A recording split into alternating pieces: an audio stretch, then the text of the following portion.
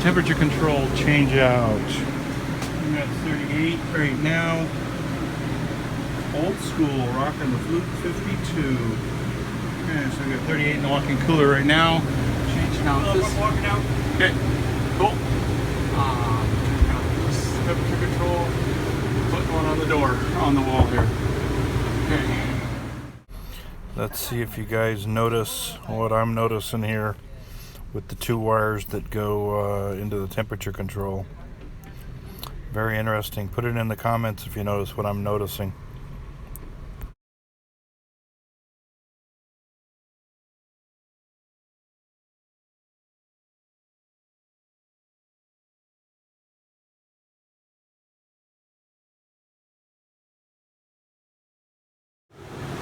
How you doing?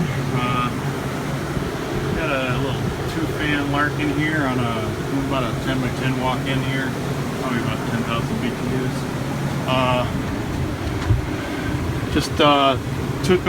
Just got rid of a analog temperature controller, which is right here. Old 10-year-old piece of chit. Served its life. But it's definitely looking kind of rugged.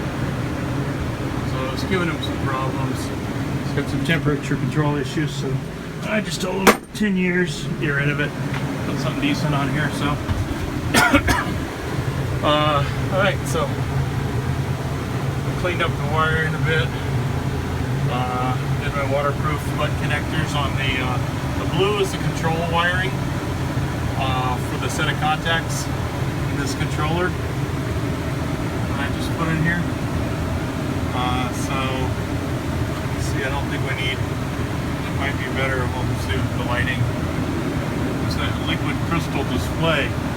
Shows up kind of funky on the camera. Hopefully it's okay for you guys. Anyways, so this is I used to use the A419s. This is an A421 pin Johnson control. This is a NEMA 4 enclosure, type 4X. NEMA 4 meaning watertight, so everything's watertight. And I haven't got the cover screwed down tight yet, but it has everything's watertight.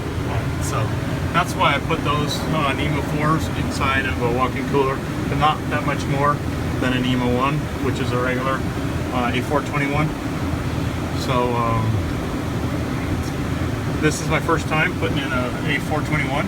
I usually use, like I said, the A419s. So what this video is about is the new 421 controller. It's pretty kind of cool. Look, I've got it set for an the ASD, if you can see that. Hopefully it doesn't show up too funky, but it's looking funky on the camera anyways. Let's see what the video turns out like. But ASD stands for anti-short cycle delay. I've got it set, I always set them for 5 minutes, so you get kind of a little bit of an air defrost anytime the thing cycles. And also protects from short cycling. And on this controller, it's kind of cool.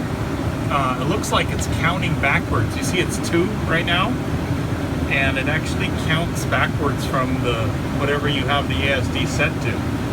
So that's pretty cool. So anyways, so I'm going to run through there. See, it's showing 1 right now. So let's wait and see if it clicks in. There's a green LED right here, and that should come on when it clicks in. And a little snowflake, you should be able to see the snowflake there. Thought I just saw it a second ago. There it is. The snowflake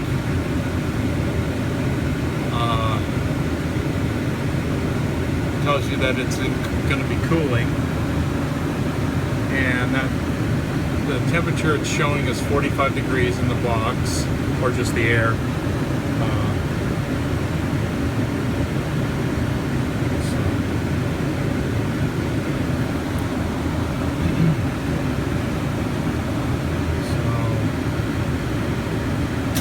There we go. Got the LED, heard the solenoid open up like a big dog. That's for sure, man. That was abrupt. Anyways, you guys probably heard that on the phone. Anyways, it's 45 degrees, so we should be cooling now. So, box. Let's see what kind of air we got coming out. We got 40 degree in the box, 39 over here, 39.8. There, yeah, she's pulling down fast. So, yeah, so we're starting to cool. Going old school here with the old Hvac 52, 52.2 is what it's called. Good old boy, I love it. Using it a little bit lately.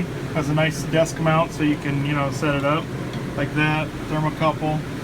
You get your thermocouple hanging in the air right there, and nice. You got a backlight on this right here, which is nice. And you can flip between two different, you know, thermometer, you know, temperature sensors, and do a minus. It'll subtract your TD, T1 minus T2. So, anyways, love this Hvac 52. Had it for like 10 or 20 years. Workhorses, very cool. Anyway, so we're definitely cooling. And we got 44 degrees on the display up here. Oh, that comes out pretty good when you get up close. About 6 inches. Okay, so I want to go through the display here. So what you do is you go through the menu button and then go to the off, and that's your off temperature. So you hit the menu button, and your off temperature is that's why I've got it set for 35. Then you hit the menu again. Your on temperature is 40, so I got it set to come on at 40. Then you have your sensor failure. So I set it to 1, and you just go up or down if you want to change stuff here. The arrows are here.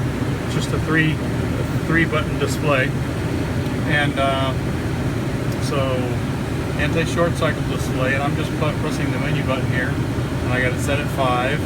So then you're back to your very simple menu. Off temperature, I want the unit to turn off at 35 and on at 40. That's it. If you wanted it to come on at 41, you just go up.